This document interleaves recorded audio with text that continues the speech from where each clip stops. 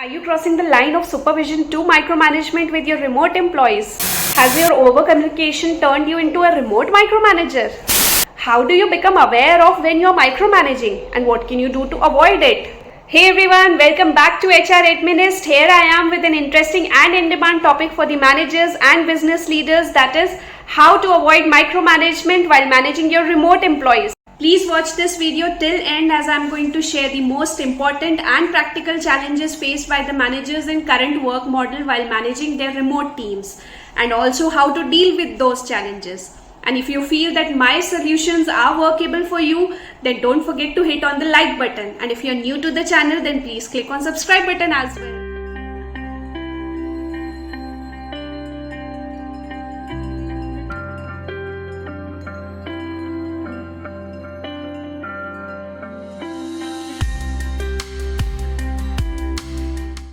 As the remote work is in tradition these days, some of the leaders are falling into the trap of micromanaging their employees because managing a remote team is not that easy as everybody thought it to be. You have to actively organize and lead team members spread across different locations, time zones, backgrounds and cultures. The managers feel like they constantly need to be in loop with what employees are up to, but this resulted into over-communication and turned them into the remote micromanagers. Increased acceptance of remote work means managers and business owners must learn to manage remote teams more effectively. Right now, not many leaders have deep experience in distributed management, and those who do sometimes find bad habits hard to break. If you want your team to deliver the performance benefits for which the remote work is famous, start by addressing the way you communicate expectations to your remote employees. Beginning with the first topic, that is how the management style has changed during remote work. Many employees have experienced a new style of management during remote work, which can be attributed to the employee surveillance software that companies have implemented to monitor their work.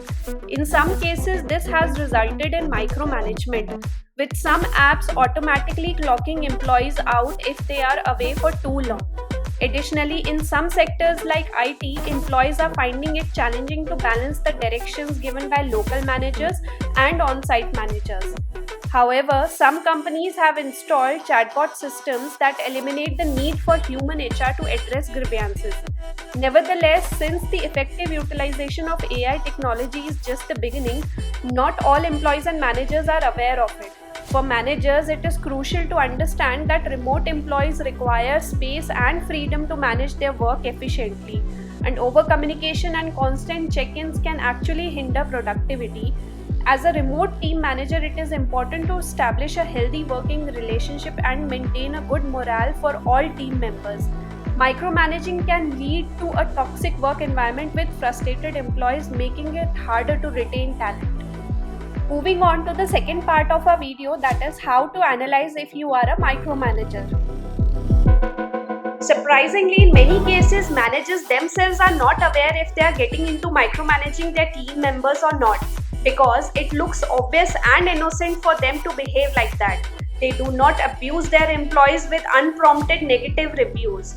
So I'm going to share the list of 5 basic questions that you need to ask yourself to analyze if you are into the trap of micromanagement or not. First question, do I often have concerns about or question about employees' productivity?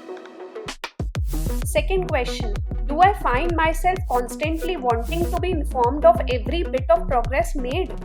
Third question, do I peek into systems record to check that someone actually did what I asked? Fourth question, do I find myself limiting others' authority to keep myself engaged with initiatives? Fifth question, do I find it difficult to delegate tasks because I don't trust they will get done? Now, if you have answered yes to any of these questions, then you are likely a micromanager.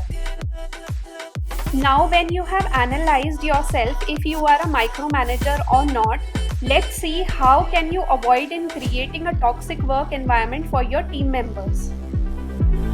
To avoid crossing the line from supervision to micromanagement with your remote workers, you need to take 2 types of actions. First one, what you have to work on by yourself to break your micromanagement tendencies. Second one, what you have to work on with your team members to build trust and engage in the right ways at right time. Now let's understand both of these points in detail.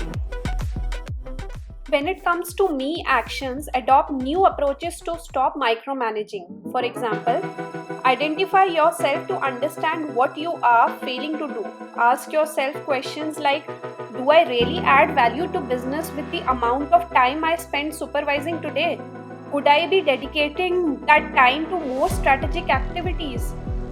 The solution is you can block some time for yourself to work on these questions regularly and monitor the outcomes after this. Set some performance standard for your team members. Ask yourself whether you are pushing for 10 when 8 is enough. You can also apply the most common rule, that is 80/20 rule. In 80% of cases, leave an employee to approach an activity in their own way, and in 20% cases, guide the employee to do it your way. And for them actions, first reduce the amount of checkpoints. Ask how your team will benefit from your engagement, not how you will benefit from engaging with your team. So set some rules like empowering employees means to allow them to make decisions for the project, as it will increase their engagement at work. This will also lead to high motivation level because you are building trust on them, and they will work harder at every step, and managers will not feel the need to micromanage them. Next, don't waste your time in observing and discussing about the time taken to accomplish the given task, because in the end what matters is the result delivered within the agreed timeline. Give people the opportunity to work their way, and that way they can prove to be the most creative and productive resources. It is better advised to be prepared for any worse situation to come in future, as it will make your team confident to handle problems. Also focus on lessons learned from failures. Instead of playing a blame game, let your team come up with the answer to what to do better next time. By summarizing this topic, I would say that remote work is the change for many employees, but some leaders remain concerned about achieving the same productivity they once saw on-site. Leaders' perceived lack of control compels many of them to micromanage, but doing so just makes employees less engaged, demotivated, and unproductive. Gut check if you are micromanaging and then apply these leadership techniques to stop yourself, introduce more productive and trust building behaviors. Please share your comments if I am able to give you the solution to this change in management style with remote work culture. And don't forget to like and share the video. And also subscribe the channel to get connected with HR Administ.